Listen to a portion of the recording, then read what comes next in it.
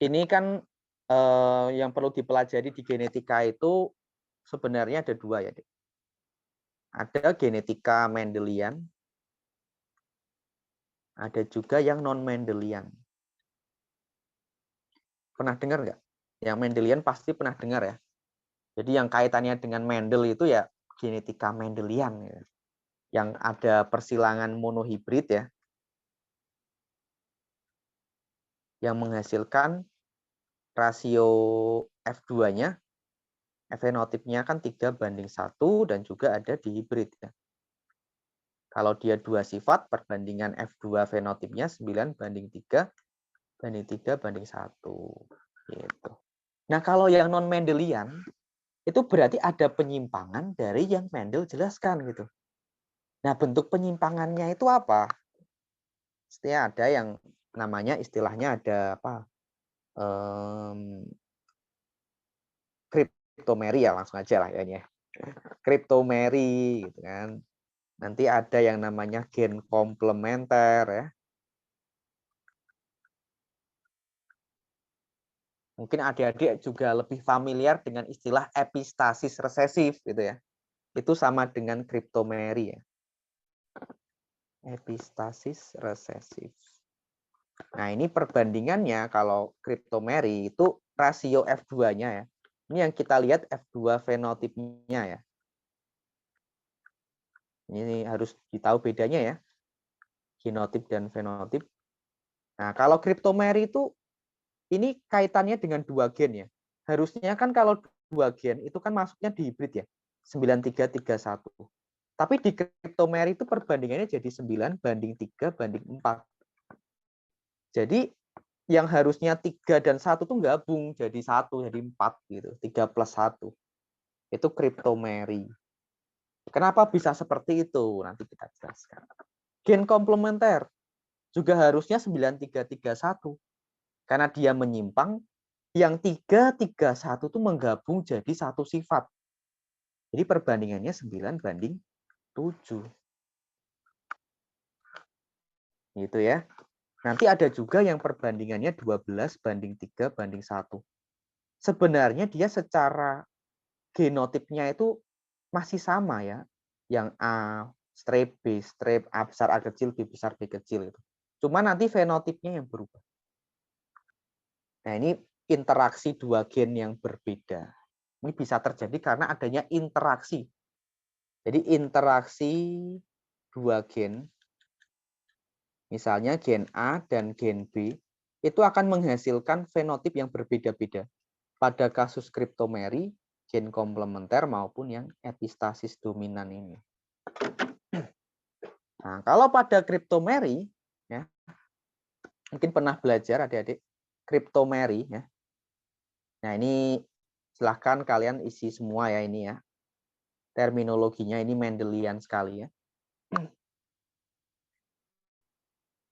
Mungkin ada yang belum tahu dari atas sampai bawah itu. Itu yang harus wajib tahu ya. Nah, ini bentuk penyimpangan dari hukum Mendel. Nanti bisa kalian pelajari. Ini itu yang disebutkan Mendel ya. Ini non-Mendel. Jadi Mendel itu menjelaskan bahwa satu gen itu menentukan satu sifat gitu. Misalnya gen B itu menentukan tekstur buah, ada yang bulat, ada yang keriput. Gen K itu menentukan warna buah, ada yang kuning, ada yang hijau gitu. Tapi ternyata dalam penelitian itu ada loh 2 gen itu menentukan satu sifat. Misalnya gen A dan gen B itu menentukan warna bunga.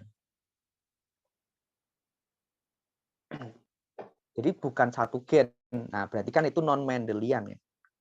Itu yang menyebabkan nanti terjadinya penyimpangan gitu, yang namanya cryptomeri. Nanti kalian pelajari ini bentuk tabelnya ini ya. Jadi cryptomeri itu ada salah satu gen yang berperan sebagai saklar on atau off. Jadi misalnya parentalnya itu ya, itu A besar, B besar. Berarti kan sifat dominan ya. Kawin dengan A kecil, B kecil, B kecil.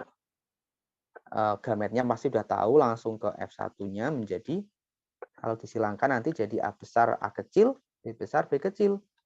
Nah, dia dikawinkan dengan sesamanya tuh. A besar, A kecil, B besar, B kecil. Maka F2-nya menjadi apa? Ini kan ini ya, nanti fenotipnya A strip, B strip, A strip, B besar, B kecil, A kecil, B besar strip. Sorry, ini ada yang salah.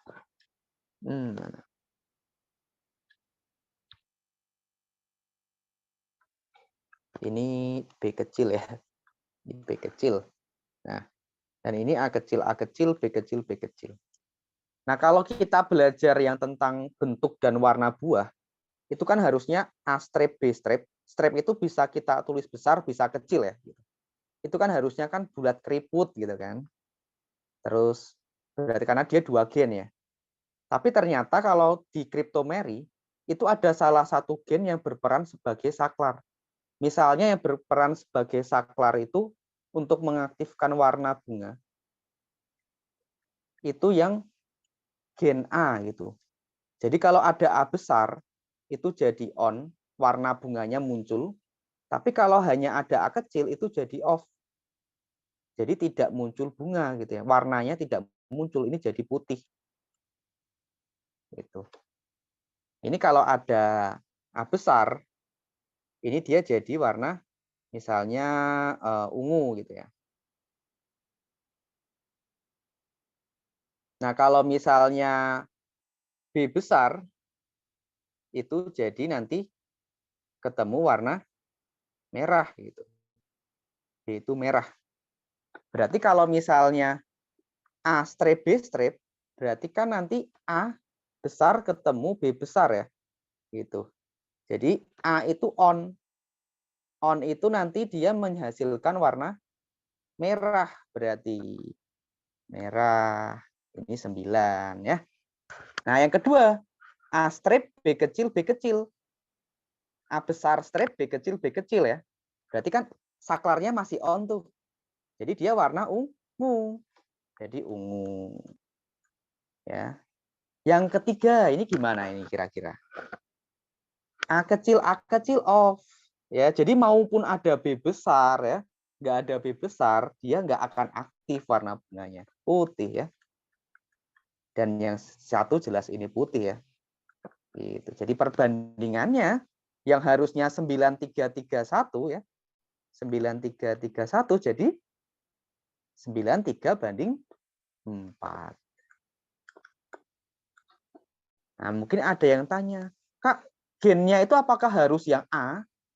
Enggak harus ya. B juga boleh pakai yang B. Gitu. Jadi salah satu dari gennya itu harus ada yang berperan sebagai saklar. Gitu. Nah, ini saya mencontohkan yang A yang sebagai saklar on gitu ya. Gen A itu yang sebagai saklar. B itu berarti harus mengikut A gitu. Harus ada A besarnya biar berwarna. Nih ya, jadi kadang itu kalau kita hanya menghafal itu kan lupa ya gitu. Jadi ingat aja. Kalau cryptomery itu saklar gitu ya. Jadi epistasis resesif itu ada yang berperan sebagai saklar gitu. Nanti kalau komplementer itu nanti dia pelengkap ya. Jadi harus ada A besar dan B besar baru dia menghasilkan fenotip gitu. Makanya perbandingannya 97. Nah, ini jawabannya.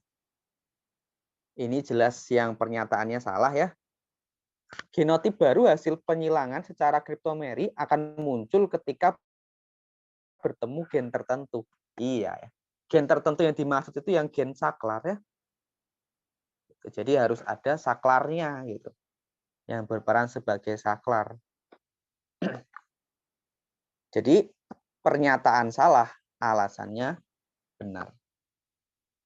Genotip baru hasil penyilangan secara cryptomery akan muncul ketika bertemu gen tertentu. Ini ya, lebih ke konsep ya ini konsep, nggak yang hitungan banget tuh. Cryptomery. Jadi yang sering keluar itu penyimpangan Mendel itu yang cryptomery ya, contohnya itu di bunga. Kalau enggak itu rambut tikus ya, bulu tikus yang hitam, coklat, dan putih. Hitamnya 9, coklatnya itu 3, putihnya 4. Kalau yang epigen komplementer itu yang bisu tuli. 9 itu normal, 7 itu bisu tuli. Jadi orang tua yang dua-duanya bisu tuli bisa menghasilkan anak yang normal.